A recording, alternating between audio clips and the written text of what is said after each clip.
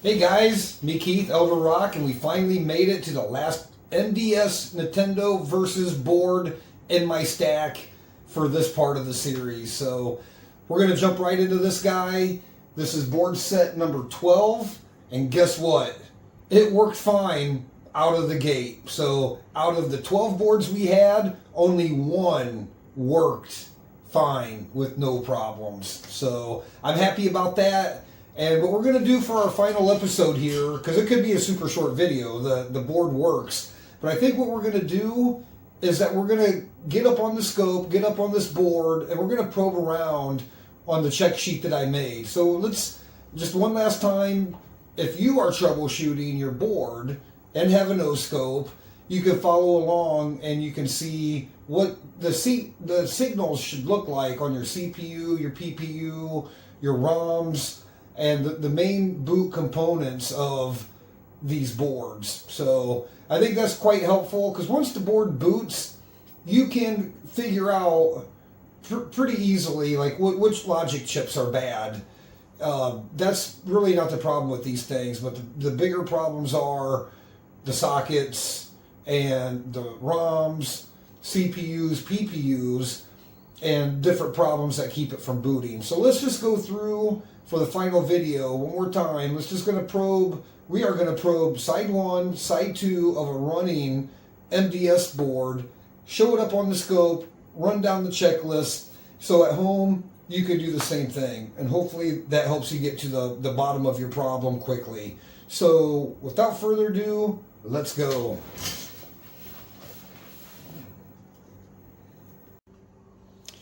Okay guys, here we are with our board set number 12. Kind of have it propped up and where we can see the scope. Hopefully see the scope okay. I'm gonna pan around here to show you guys. We are running Super Mario Brothers on side 1 and Excite Bike on side 2, just like we did on the rest of the videos. Those have been pretty good test sets, test games to use. I think in hindsight, what I could have done, I think I could have went with like Super Mario Brothers, or the same game basically on each side. I think that would have been better, because signals are a little bit different with the different games. So I think it would have been a little bit better to have the same game on both sides. Okay, so first thing I wanted to show you guys is our voltage is square. We have pretty solid 5 volts on our board. And I'm going to go ahead and just disconnect this, but I wanted to show this up front. And I will talk on the point of power. These boards are very, I wouldn't say I think they're more picky on the power versus a lot of the other arcade boards. Because we have, you get up to like 5.3, it starts glitching, and you get down to like 4.5, 4.6 volts, it starts glitching. So the sweet spot on these are definitely 5 volts, and I would just stick with that. If you can't get 5 volts, you have a capacitor problem or a short or something going on. These guys need to be 5 volts. So I'm gonna get my meter probes out of the way, so I can we can probe around on this board. We can go down through the signals here. I'm also going to shift this guy. I'm going to shift this guy for now as we do side 1. So we're going to do side 1, CPU, PPU, and all that. So I'm going to put up the check sheet over here. Boom. And we'll follow this check sheet. All right, let's go. CPU, pin 1. Very low voltage, that's your sound. That's a sound output. There's a little bit going on there, but with the game running, that's kind of what it should look like. Pin 3, very important. Reset. We can see resets high. And by the way, I have my settings 1 volt per division. So up and down. If you're not real savvy with the O-scopes, every little box is 1 volt. So I have my offset down. So this is 0 volts. And then when we apply voltage or measure on the probe, So you have 1, 2, 3, 4, 5 volts. So that's what most of our logic signals should look like. And what is our, I'm looking for the time base. Okay, so that's time 2 times 3. Let's adjust the time a little bit. Right now we're at 2 milliseconds. Let's slow it down. Let's take it, I don't know, we'll stick on 2 milliseconds so we can see pretty good. Let me see if I can't get that cursor. Let me see if I can't get that brightness up any. Let's see if I can't turn that brightness up. You can see the waveform better. Okay, that's fine. Let me get those cursors off. There we go. Oop, not off. Cursors off. Off. Oop, off. There we go. There, cursors are off. And let's go back to measure mode. There we go. Okay, so there we go. Let's get started. So that's our, so pin 4 through 19 had data addressing. So with the game running, you should have data. So let's just run down through these. 4, 5, 6, 7, 8, 9. Oop, I think I froze the game. Yeah, don't touch the pins. I'm gonna adjust this a little so we can see better. There we go. Adjust the time. So now we're like 10 milliseconds. Okay, where were we? 3, 4, 5, 6, 7, 8, 9, 10, 11, 12, 13, 14. Okay, those are the address lines. So the next one, we're going to get into the address data lines. 19, 20 is actually something else. Let's see. Okay, now we're into the data lines. Data 21 through 28. Data.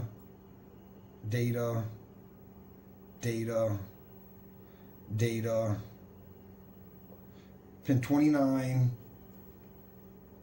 data, or 19, excuse me. These are still address lines, guys. I'm sorry. 4 through 19, my bad. And I froze the game again.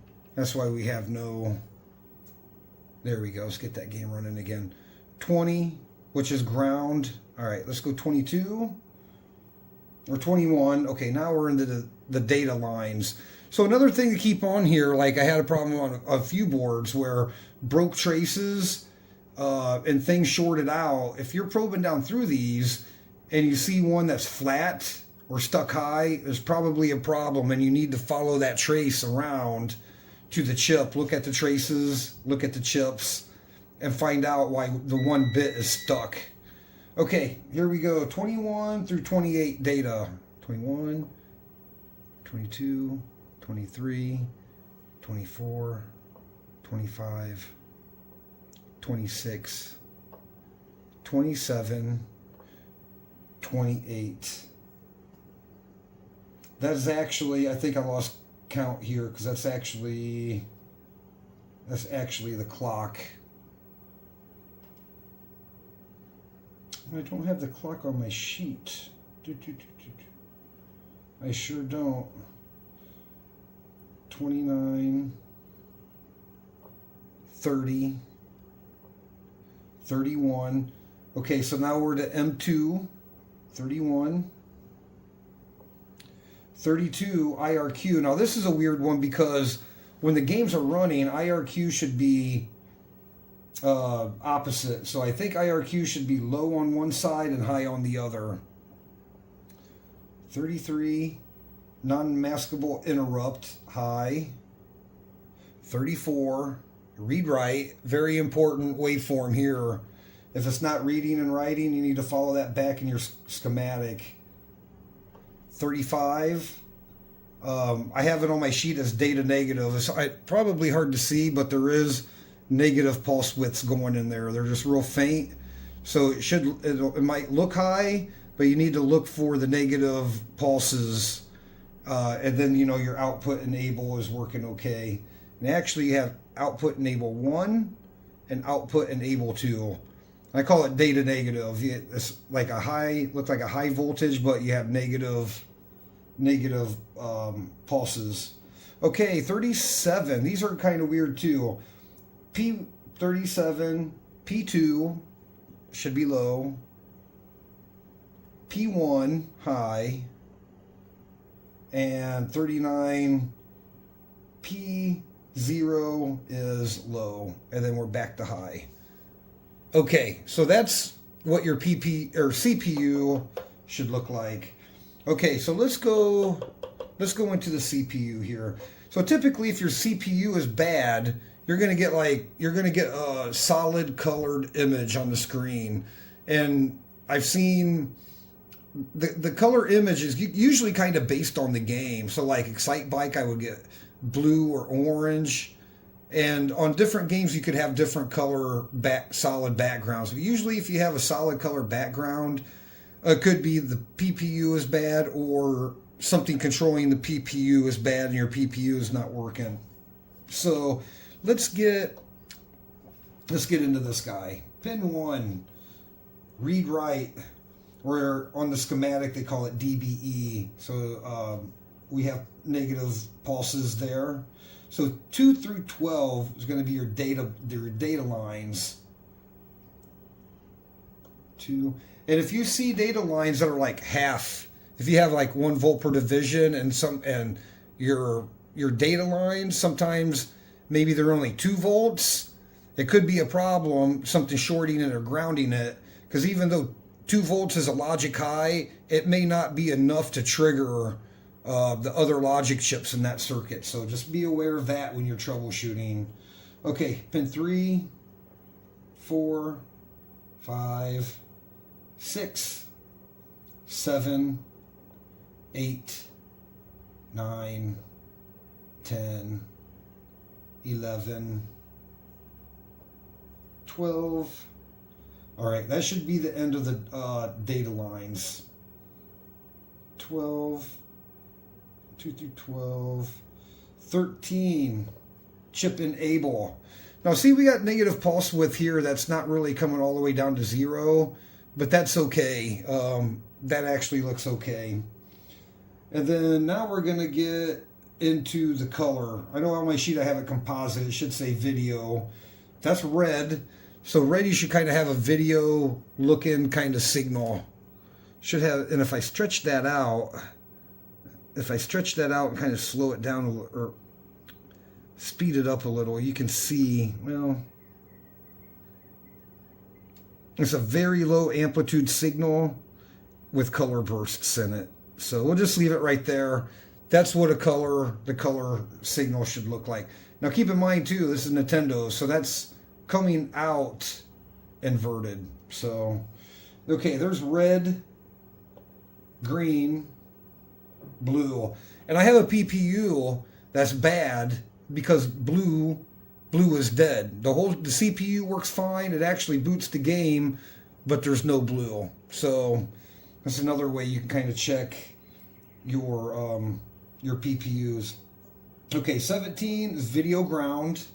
So 0 volts or low volts with you just have to see kind of what ground looks like on your scope. That's what the ground plane looks like on my scope. So that's a ground, no big deal. And then 18 clock. And let me adjust this out so we can get the frequency here. I'm going to adjust that out so I can show you guys what the frequency should look like. It should be around 21.7. Now that I've got it where the scope will read it, it's kind of bouncy a little bit, but we can see we have 21.7 megahertz. It's kind of bouncy, but that's the average. That's kind of where it's wanting to settle. So and we're at 50 nanoseconds. I think I was taking these at 100 nanoseconds. Okay, so there's 100 nanoseconds, and you can see your clock frequency pretty well. 21.7, something like that. And out of all the problems I had on these boards, I did not have any clock issues. Kind of weird, kind of good or weird or whatever. Okay, let's move on to, now we're on the other side of my sheet, page 2 of my sheet here.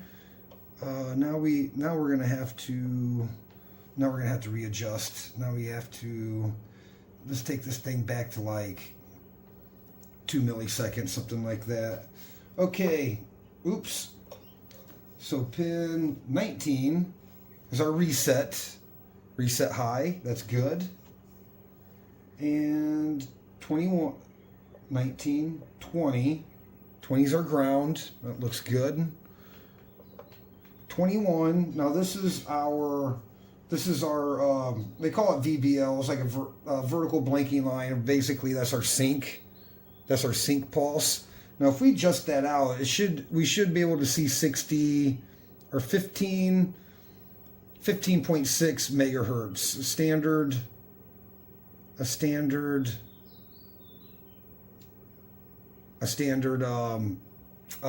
sync pulse width, or frequency, I should say.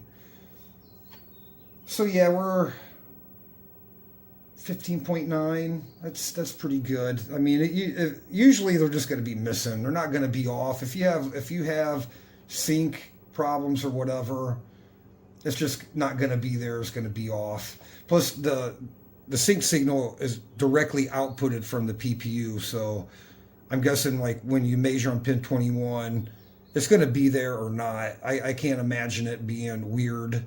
If it's weird, I think it's just not going to work. Okay, that's 19. That is 19. Now let's go. I don't have every pin position on here. That's pin 20. I don't have my other sheet in front of me. That's 20. Okay, 21 or 20, 21, 22. Sorry. Reset high. 23. Read write. So there's our, let me slow that back down so we can see. So there's our read write. We have activity there, so that's good. And, that's write enable. So, sorry. And then now on 24, we have read enable. And then really the only other ones I have on my sheet to check is 39. Well, I don't know why I skipped all of these. These are probably, maybe back on the first sheet here for the PPU data. Nope, I totally missed the address bus. I'm pretty sure these are all addresses on this side. Not prepared, sorry. So here, let's just work our way up to pin 39. We can see we have activity. These are address. And I think there's one not connected here. I think one not used. So all your address bits should have activity every single time on every game. And these are looking okay. And then 39, that is the ALE. I forget what that stands for off the top of my head, but that is the ALE. 25 to 37 is your address. I do have them on here in the next line. And I think that's about it, guys, for the PPU. So if you see all those signals on your PPU, chances are your PPU is okay. So, all right, let's move on to the 8416 RAM.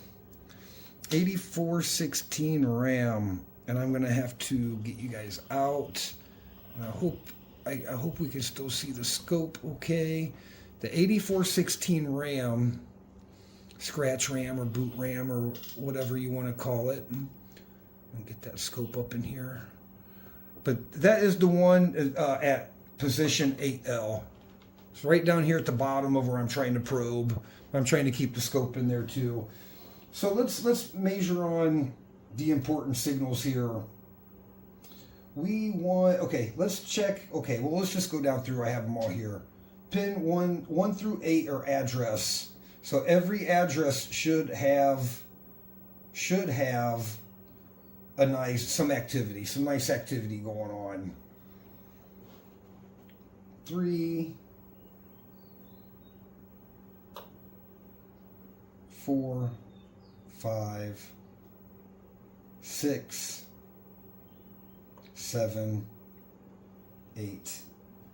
Those are your address. 8. Then we have, let's just jump around.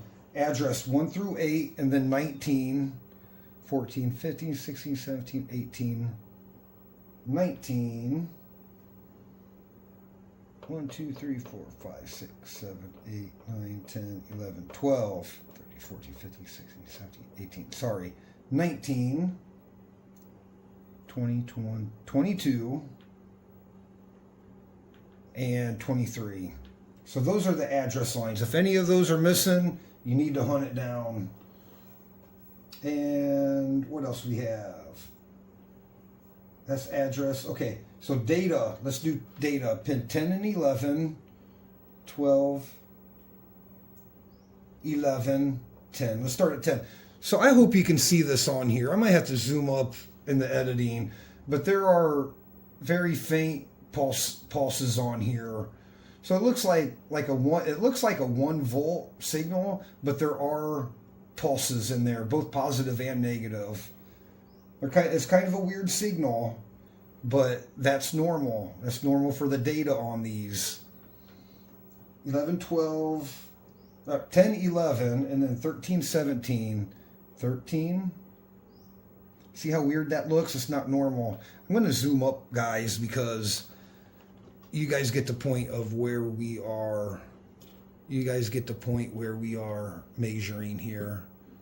So hopefully you can see that. There's 13, 14, 15. You have pulses.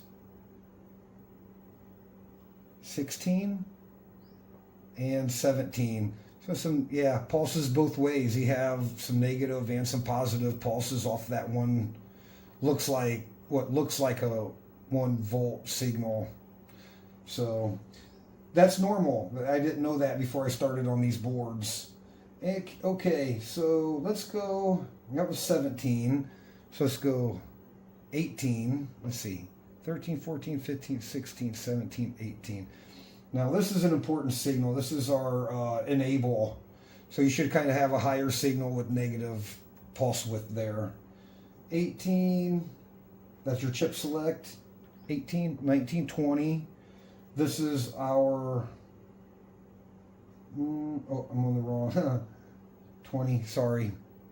13, 14, 15, 16, 17, 18, 19, and 20. Ground. I have that as G. I don't know if that's an enable and it's just tied low. I think that's the deal. 21, you're right, enable, negative pulse width. And I think that's about it, guys, for this RAM chip. So if any of those signals look weird or does not look like that on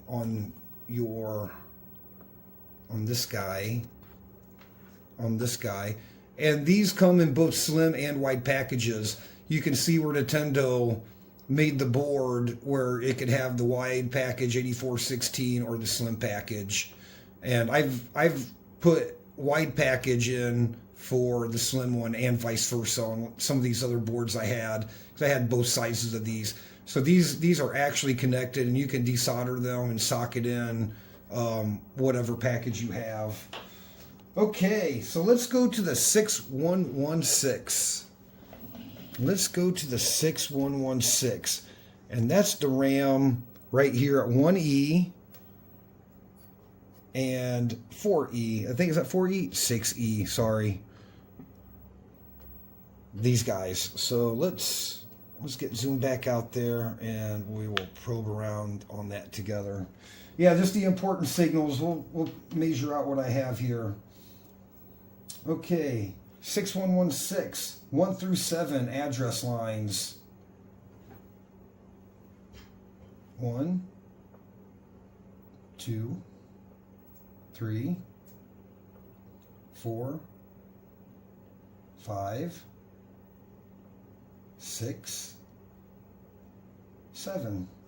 Okay, 7, 19, 22, and 23. 12, 13, 14, 15, 16, 17, 18, and 19. Okay, so there we have an address bit. Looks good. 19, 20, 21, 22. Another address bit. And another one. All right, so there's our address bits. They're all there. They look good. So let's go data. 10 and 11. We got 12, 11, 10. 10 and 11 look good.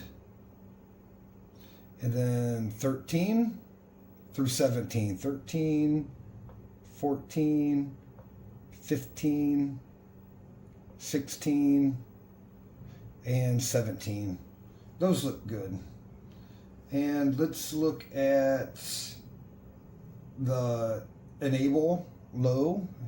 So it has to be high, or go low to enable. So our enable looks okay. 18, 19, 20.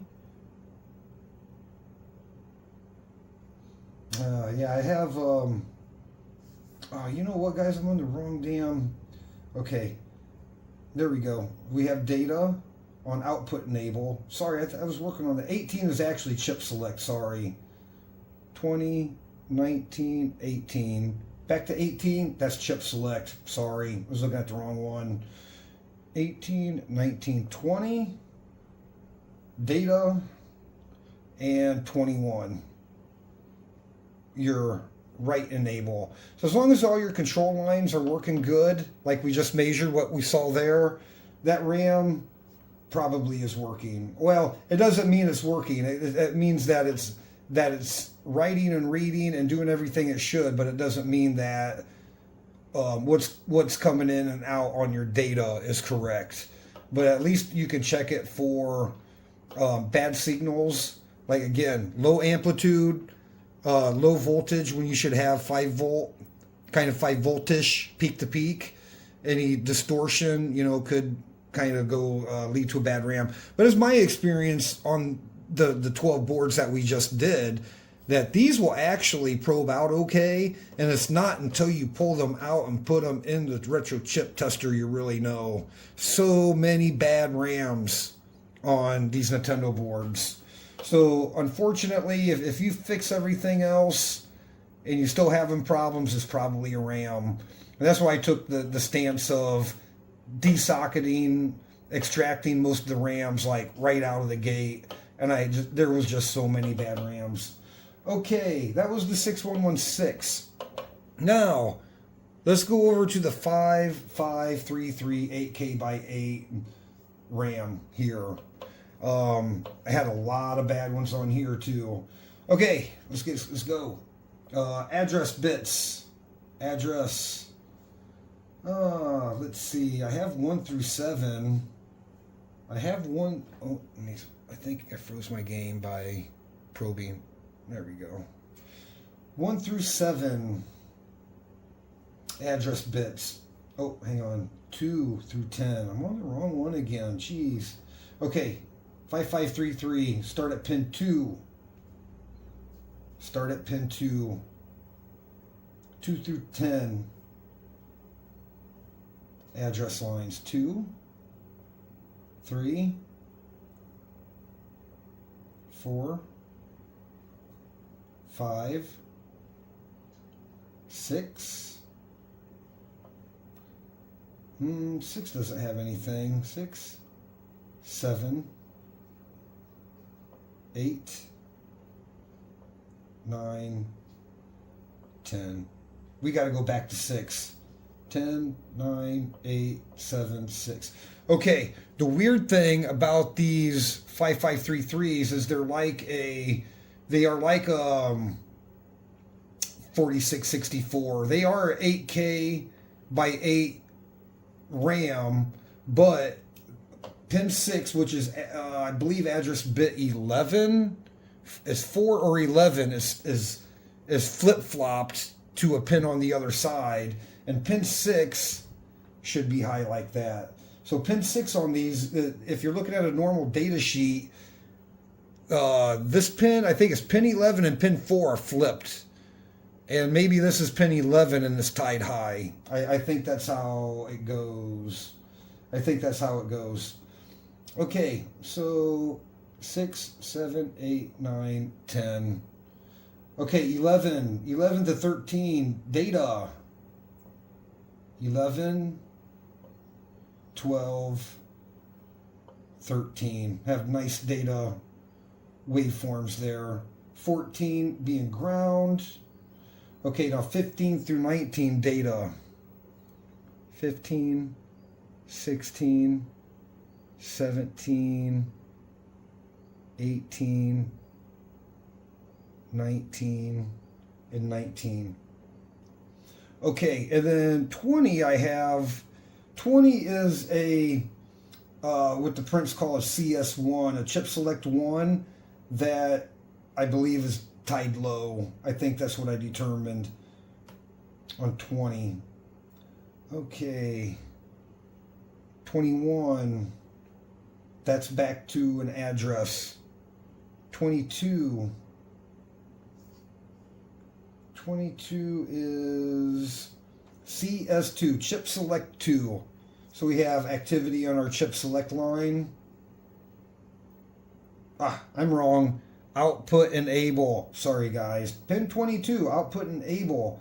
And then the last one I have there to check, because the rest of these were address bits from before, is pin 27, your write enable. So kind of hard to see, but it does have negative. It has really quick, fast, negative. Let me see if I can turn it down and capture them better. It does have negative pulse widths. They're kind of slow and popping off, but yep, right there's some. So that's what your read or write enable should look like. So if you don't see anything on there, don't freak out. Adjust your scope and look real closely, and I think you probably see something. And I think that's about it, guys. You know, after doing that, I was going to do side 2, but I don't think there's a reason. Side 2 should probe out just like that. Side 2 should probe out just like side 1. And you can have, if you have problems on side 1, side 2 should boot. If you have problems on side 2, side 1 should boot. But however, without having the schematics handy, the 6116, I call it, for lack of better terms, like your boot RAM. These 6116, these 2040s, these 165s that actually control some of the boot functions for both sides. If you got problems there, it could cause both sides not to boot. So keep that in mind. So guys, I think that's probably a pretty decently long video. I'm not in, I just hope the content is there for you guys. This is the last one. I'm pretty excited about finishing these because I'm gonna make some other videos here real quick about some bad parts and stuff like that we found. Is there any other wrap-up things I want to talk about? Visual inspection. Inspect everything really well. Like if you watched all of my videos, you'll see that I missed a couple big things right out of the gate. I missed some broken traces on one board. I didn't inspect it well enough.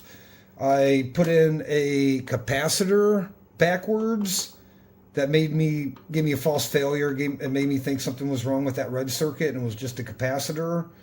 I don't really have that much else, but we're going to cover some stuff in another wrap-up video here I'm going to do with the bad parts. Sockets have been hit and miss. Like this board, the sockets are beautiful.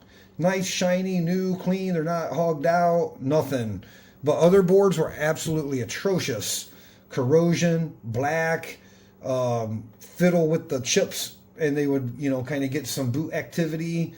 Sockets were kind of an issue.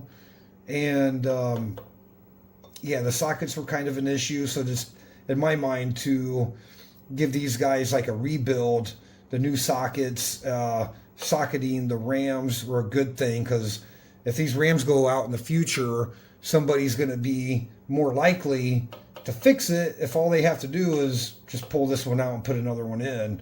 But I think that's how I ended up with all these boards.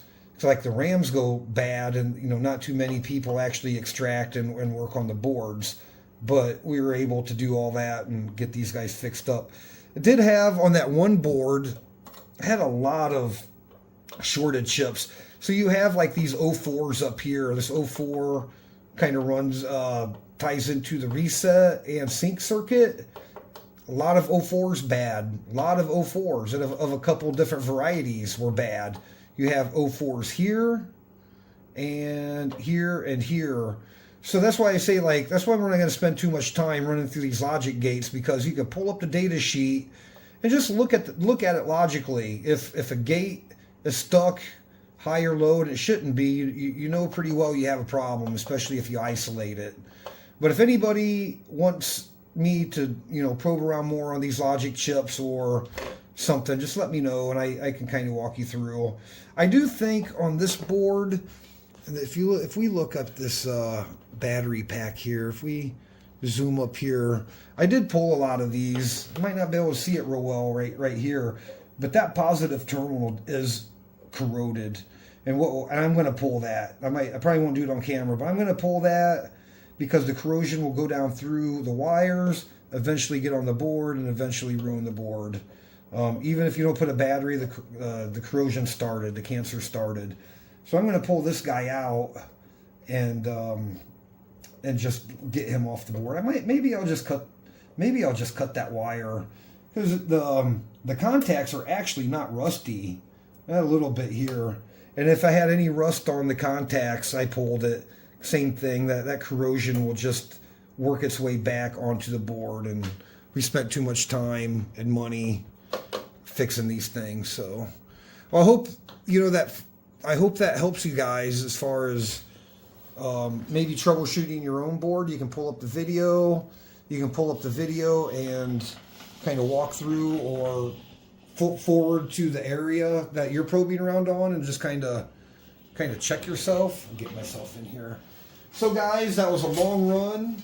That was a long run of boards. That was a long run of boards. 12 boards. It took me like 2.5 months, but I have 12 boards perfectly refurbished, ready to go. I have 7 for the red tents now, and then the other ones, just leave them populated with different games, and then I can pull them out and put them in, or maybe sell some off to some of my friends, help offset the cost of all this, which we're going to talk about the real cost of refurbishing these in the next video, because Nintendo stuff's not cheap, so keep that in mind. If you see the prices online, especially if one of these Versus boards is fully populated with 2 PPUs, 2 CPUs, all the game ROMs in and running, and you see a price tag of, it's 2025 February. It's actually Valentine's Day today. Valentine's Day 2025. If I were to sell one of these, I'd have to ask $500 or $600. It's just the way it is. Oh my God! Laugh, emote, whatever.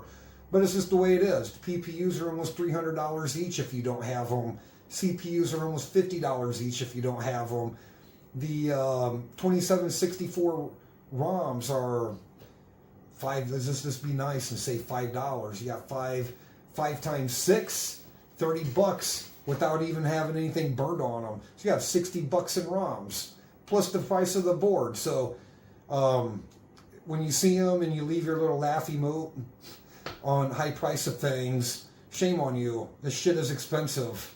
So anyway, I hope you enjoyed the video. And we're going to cut there. Thanks for watching.